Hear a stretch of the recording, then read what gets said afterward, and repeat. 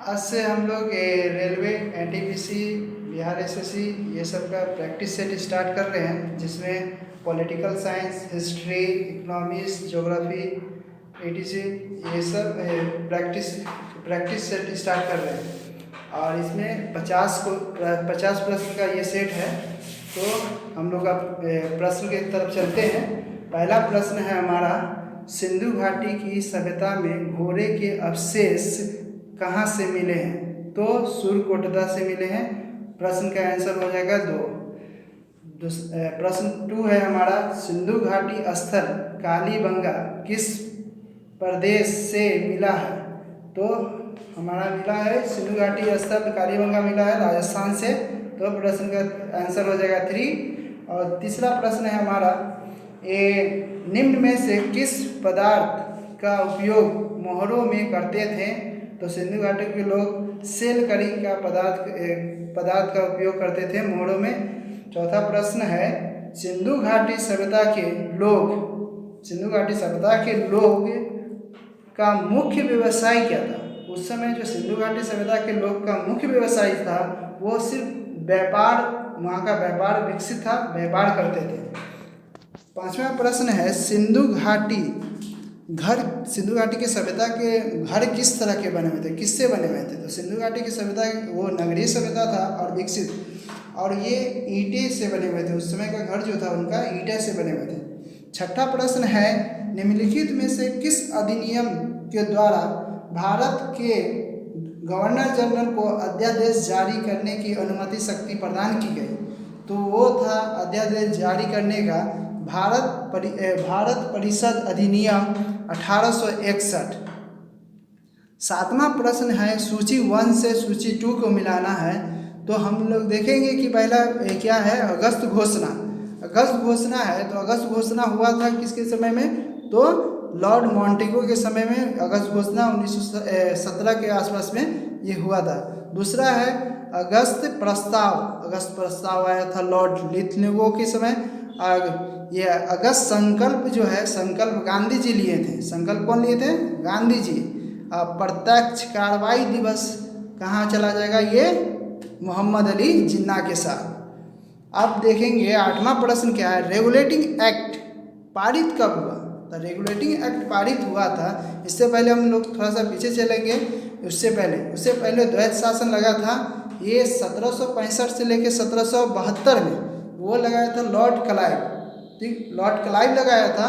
उसी को regulating act जब ये आया 1773 में, ये रेगुलेटिंग एक्ट, तो इसके समय ये खत्म हुआ, मतलब कि द्वैत शासन समाप्त हो गया 17। और ये आंसर हो गया आपका 3।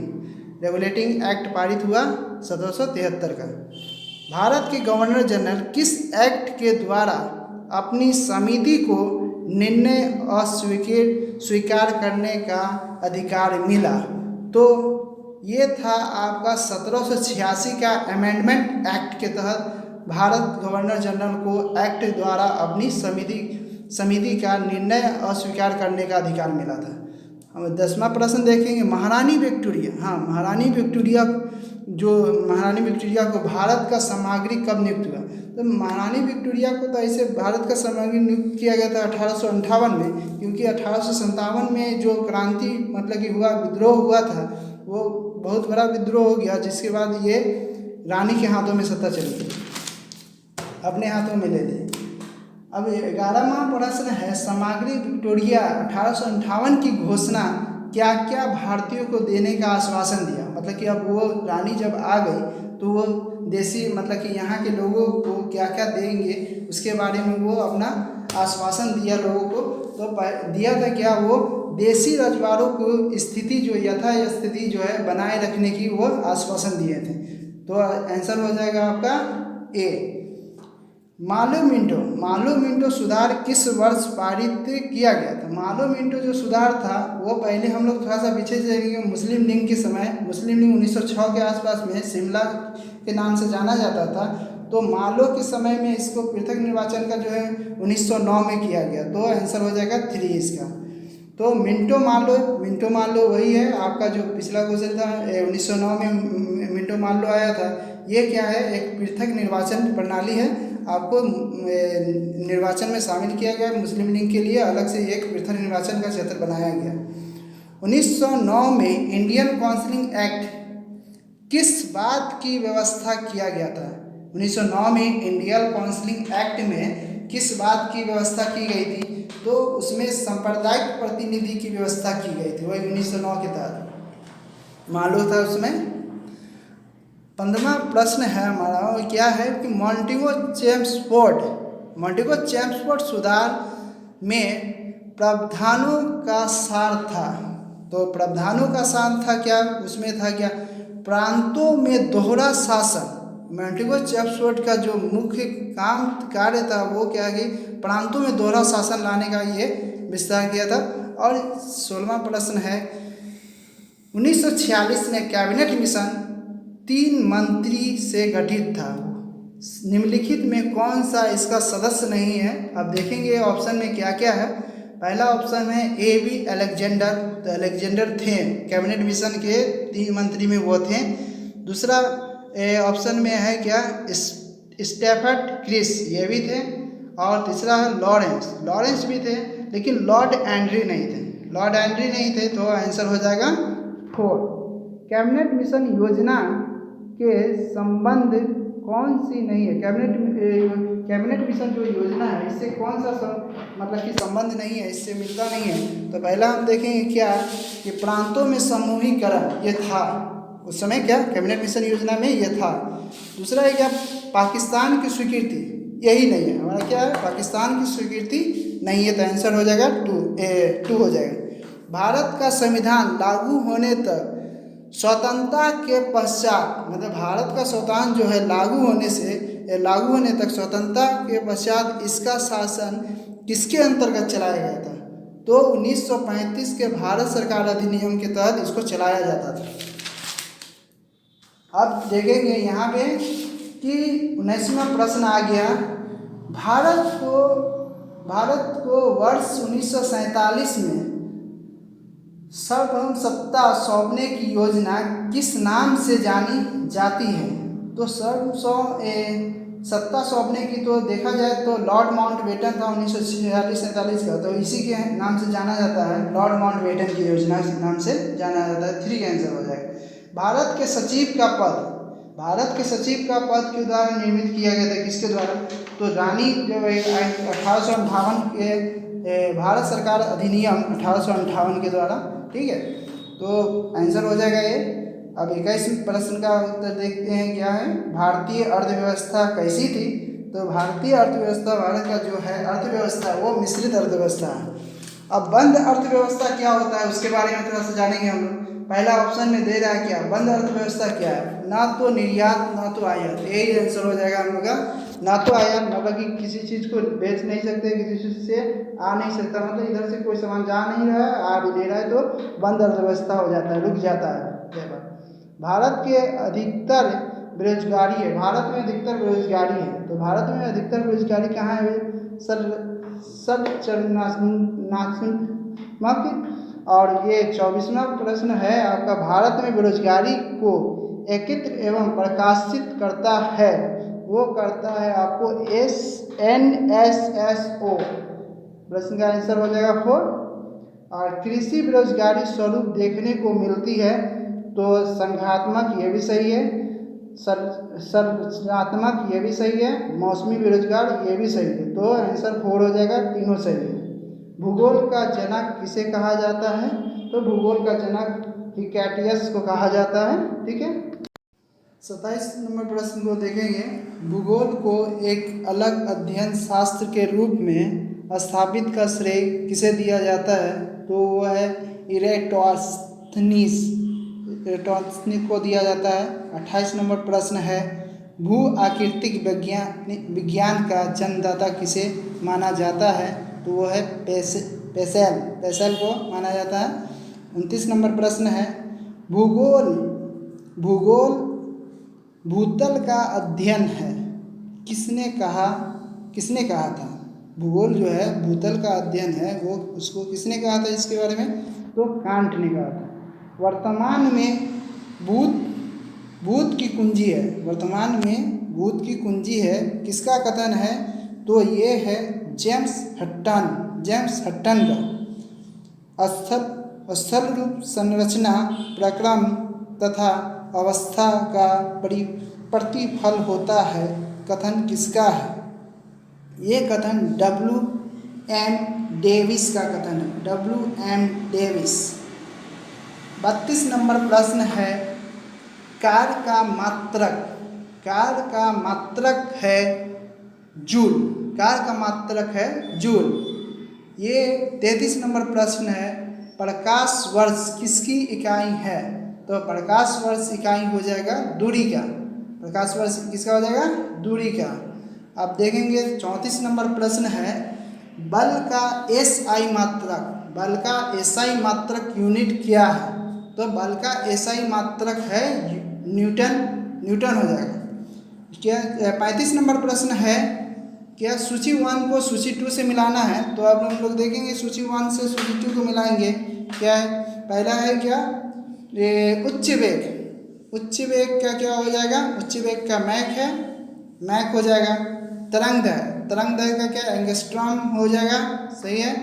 तीसरा है सी में दे रहा है क्या दाब का क्या है? दाब का पास्कल और ऊर्जा का तो जूल हो जाएगा।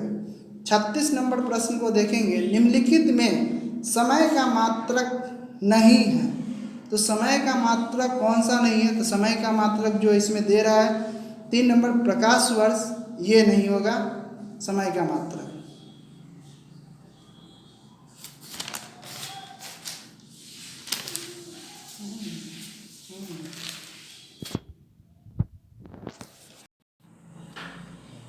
अब 37 प्रश्न देखेंगे पार्सेक इकाई है तो दूरी का है तो 1 हो जाएगा दूरी। 38 है लूमेन किसका मात्रक है? तो लूमेन मात्रक है ज्योति फ्लक्स का, तो आंसर 2 हो जाएगा ज्योति फ्लक्स। और 39 नंबर देखेंगे हम लोग भौतिक मात्रक ज्योति की इकाई क्या है? तो ज्योति की इकाई होता है आपको लक्स है, वो हो जाएगा।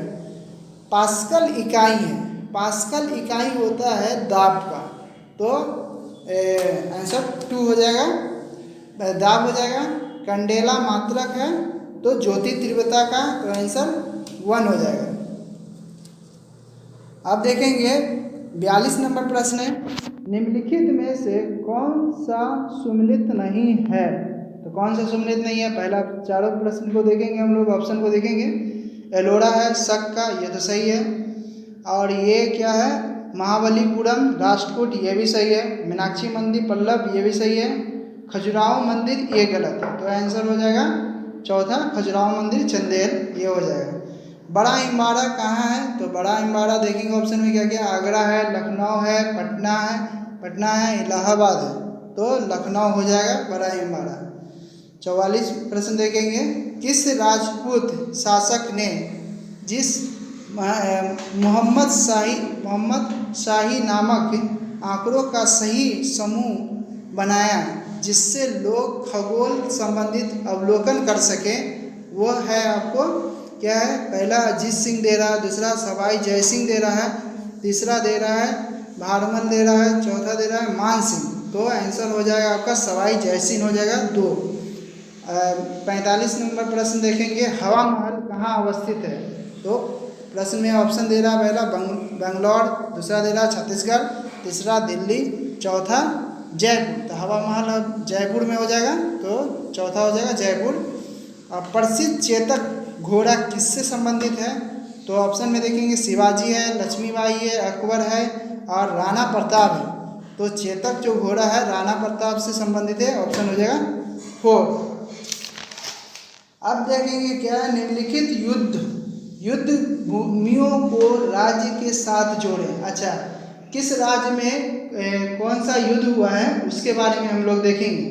तो पहला ऑप्शन में दे रहा है कि हल्दी घाटी दे रहा है, क्या है हल्दी घाटी राजस्थान, तो सही है हल्दी घाटी राजस्थान में हुआ था हल्दी घाटी। और ये क्या है पानीपत हरियाणा। तो पानीपत का 3 युद्ध हुआ, जैसे कि 1526, 1556, उसके बाद हो गया 1761, तीसरा हुआ था 1761 का। तीसरा ऑप्शन दे रहा है बक्सर बिहार, ये भी सही है, बक्सर बिहार में हुआ था, बक्सर का युद्ध हुआ था आपको 1764 में। तो इसमें 3 राजाओं के द्वारा लड़ा था, जैसे कि शुजाउद्दौला था, मीर कासिम था और मुगल साल और द्वितीय था। ये 1764 में हुआ था, 22 अक्टूबर के आसपास में 1764 को हुआ था। ये ऑप्शन जो है प्लासी की लड़ाई जो हुई थी, ये दक्षिण बंगाल में हुई थी।